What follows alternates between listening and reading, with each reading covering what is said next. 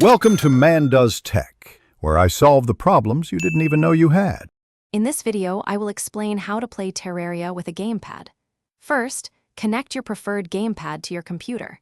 Make sure your operating system registers the device correctly. Once connected, launch Terraria.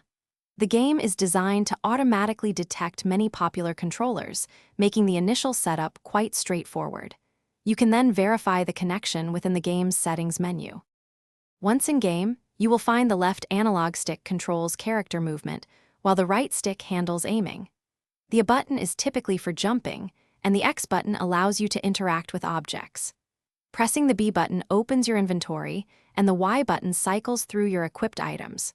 Remember, you can always fine-tune these assignments in the game's control options to suit your personal playstyle. For more advanced play, the triggers are often mapped to quick item use or deploying your grappling hook. Practicing precise aiming with the right stick is crucial for both combat and intricate building.